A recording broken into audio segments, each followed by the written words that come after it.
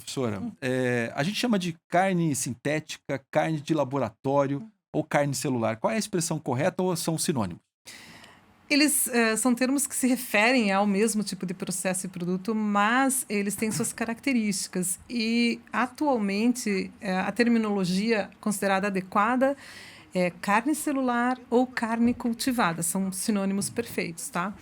Porque, então, atualmente, a gente não considera mais adequado falar em carne de laboratório ou de carne sintética, e tem várias outras sinonímias que a gente também poderia discutir. Mas essas duas que você trouxe, Hertz, carne de laboratório, as pessoas entendem o que a gente quer dizer, mas é uma terminologia inadequada porque não se produz alimentos em um laboratório. Os laboratórios são necessários para desenvolvimento e para pesquisa, tanto para carne celular, quanto para carne convencional, quanto para qualquer alimento que a gente possa pensar. Pesquisa é feita em laboratório. Mas produção de alimentos, não. É só pensar na quantidade que a gente precisa e o que é um cenário de laboratório. Então, a terminologia carne de laboratório, ela não é correta, porque ela dá a impressão de que a gente vai produzir alimentos num laboratório e, na verdade, os alimentos são produzidos no campo, continuarão sendo produzidos no campo. Né? Essa nova estruturação de sistemas alimentares alternativos ao uso de animais, eles não vão tirar do campo a produção de alimentos. Então, isso é uma coisa importante que talvez também ajude as pessoas a entender que não é nada tão novo e tão diferente, né? Porque a proposta de se produzir alimentos a partir de células é muito antiga, porque toda vez que alguém come queijo ou um iogurte, ou a gente toma uma cerveja, ou a gente toma um vinho, a gente está consumindo produtos de tecnologia celular, só que são tão já consolidadas que ninguém pensa nisso. Mas então é só para tirar essa ideia de uma coisa tão diferente, né?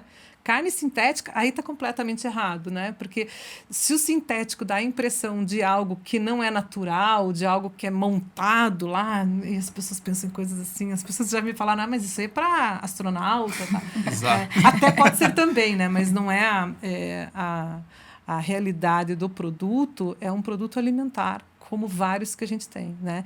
E quando você produz carne por tecnologia de cultivo celular, é a carne real, não é um produto que simula ou que é parecido, que tenta imitar. Porque você está partindo das células do organismo animal.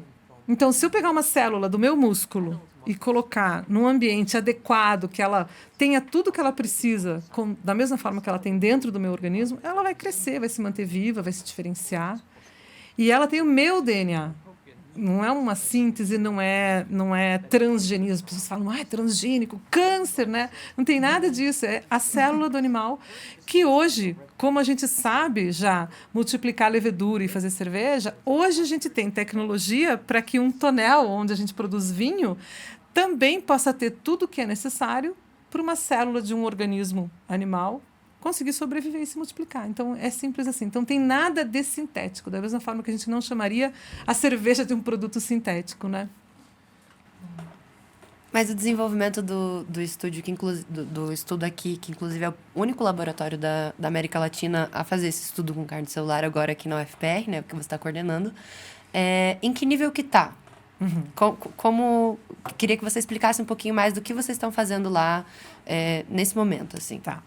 Então, assim, a gente fica sempre um pouco receoso, né? A gente gosta, né? De terminar o primeiro. Então, assim, tem vários laboratórios hoje no Brasil estudando vários aspectos necessários de desenvolvimento para que a carne celular, a carne cultivada, chegue no mercado. Hoje em dia ela é muito cara e isso precisa, através de pesquisa, que esse custo vai baixar. Enfim, tem vários desafios, tá? Mas, assim, o nosso laboratório aqui da UFPR, ele tem uma característica interessante porque ele é um laboratório que não tem um foco só de pesquisa. Ele tem foco de ensino.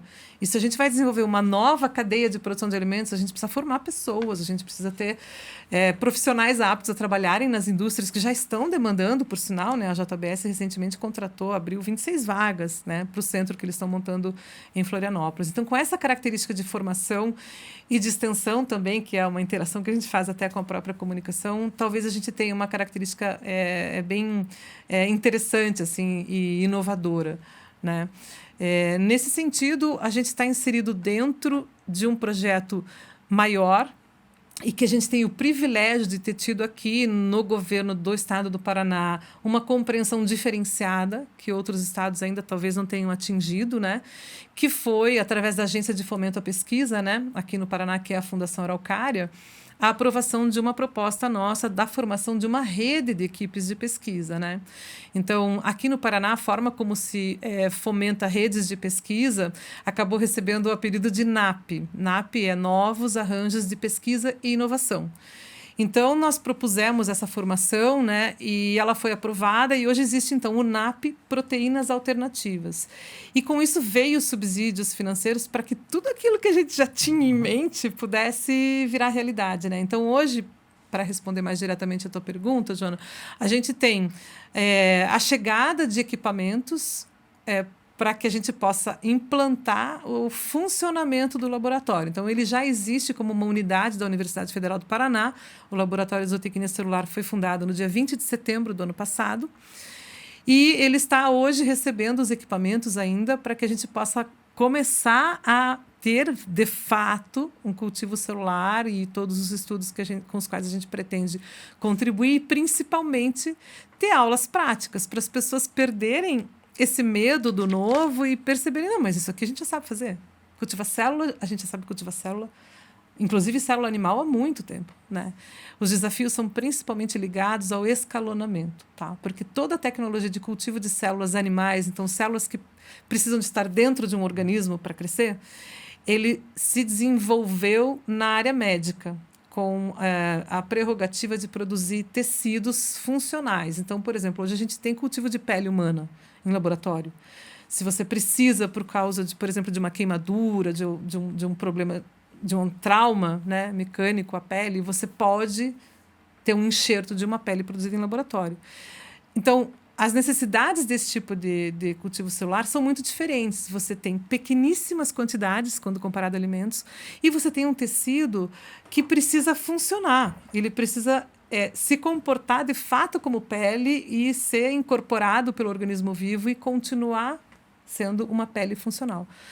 Para a alimentação, a demanda é outra. A gente não precisa de um tecido funcional, mas a gente precisa, ao invés de produzir em placas de Petri, a gente precisa de bioreatores de 20 toneladas, 50 toneladas, para produzir alimentos a um preço que seja compatível com a chegada no mercado, né?